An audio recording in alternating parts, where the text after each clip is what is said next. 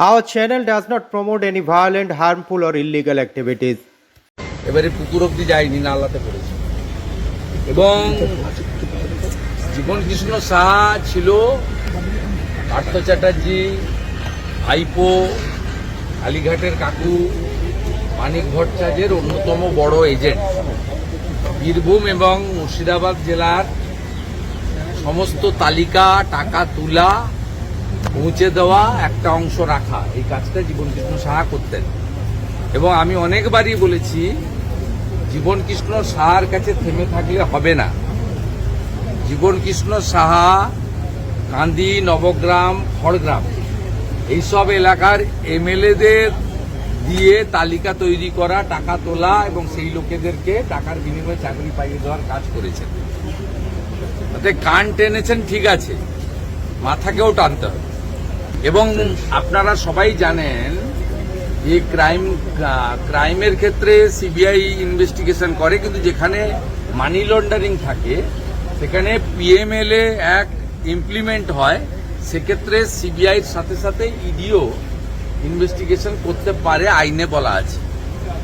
অর্থাৎ এদের যখন অ্যারেস্ট করা হয়েছিল তখন কোনো নির্বাচন ছিল না,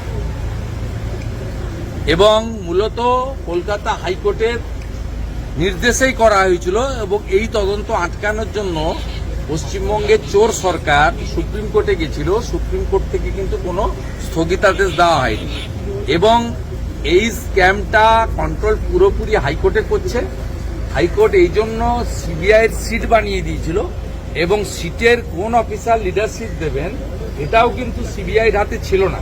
সিবিআইকে 3টে নাম দিতে বলা হয়েছিল, তার মধ্যে একটা নামকে চুজ করে দেওয়া হয়েছে। তাই এসব কথা বলে সবাই দৃশ্যগুলো দেখছে।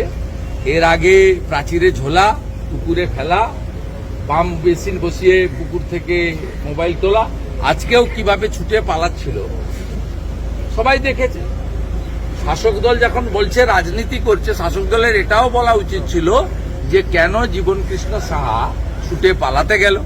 সে যদি বিপ্লবী হয়ে থাকে, রাজনৈতিক সংগ্রামী হয়ে থাকে, তাহলে তার ফেস করা উচিত সামনে দাঁড়িয়ে।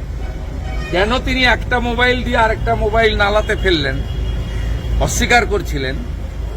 এ তো পরিষ্কার সবার চোখের সামনে ধরা পড়েছে যে একটা সম্পূর্ণ নিজে দোষী, সেটা তিনি আজকে সবার সামনে এক্সপোজ করে দিয়েছেন। Not only ED but also the people of West Bengal. মাথা কবে সে আমি জানবো না, আমাদের তো কোনো রোল নেই এখানে। ED, CBI, high court, supreme court বলতে পারে না। মানে আপনার দীর্ঘদিনের অভিজ্ঞতা এবং যা দেখছেন, তাতে কি মনে হয় বিজেপি সরকারে পশ্চিমবঙ্গের জনগণ আনুক, এরা কেউ বাইরে থাকবে না, এরা সব ভিতরে থাকবে। এবং এরা যে জেলে 5 স্টারের সুবিধা ভোগ করছে, এবং এদের যে ভেটারেন চোরেরা পিজি হসপিটালে সাধারণ লোক ভর্তি হওয়ার সুযোগ পায় না, উডবান ওয়ার্ডে এরা স্যুপ খাচ্ছে, কফি খাচ্ছে, চিকেন খাচ্ছে, মটন খাচ্ছে। এগুলো যদি একদম সমূলে ব্যবস্থাটাকে উৎপাটিত করতে হয়, চোরদের রানীকে হারাতে হবে, বিজেপিকে আনতে হবে। বেশি সময় তো নয়, কারণ আপনার সিবিআই ইডির লিমিটেশন আছে। তারা অ্যারেস্ট করে এখানে রাখছেন, পিসিতে রাখছেন নিজেদের কাছে, তারপরে তারা জেসিতে যাচ্ছে।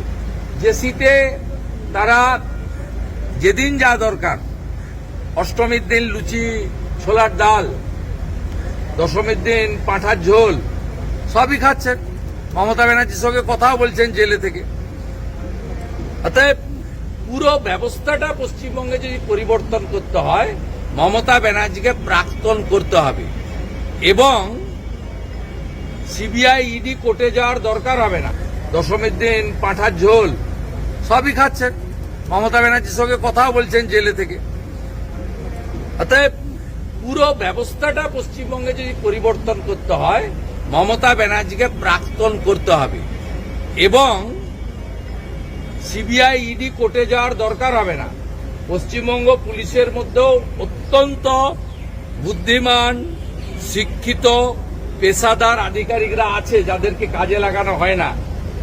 বিজেপির যে সরকার আগামী দিনে মানুষ আনতে চলেছে এপ্রিল মাসে, সেই সরকার এখানকার পুলিশ সিআইডি কে দিয়ে দক্ষ পুলিশ আধিকারিকদেরকে কোন রকম হস্তক্ষেপ ছাড়াই এই চোরেদের একেবারে মূলোৎপাটনের কাজ করবে, যাতে ছিন্নমূলের শিকড়টাও কোথাও না থাকে, পার্মানেন্ট সলিউশন করে দেবে। প্রাতিষ্ঠানিক দুর্নীতিটা এর ফলে বন্ধ হবে। এর সঙ্গে অনেকগুলো বিষয় রিলেটেড, এবং আমরা কথা দিতে পারি যেভাবে ইডি রোজভ্যালির টাকা ফেরত দিচ্ছে, যেভাবে ইডি নীরব মোদী সহ টাকা উদ্ধার 87% টাকা প্রপার্টি অ্যাটাচমেন্ট করে ফেরত দিয়েছে, আমরা কথা দিতে পারি এরা যে সমস্ত অবৈধ প্রপার্টি করেছে, ভারতীয় জনতা পার্টির সরকার এলে সেই প্রপার্টিগুলোকে অধিগ্রহণ করে অকশন করে নিলাম করে সরকারি কোষাগারে সেই অর্থ জমা করানো হবে 10 এবং দেশের সাথে।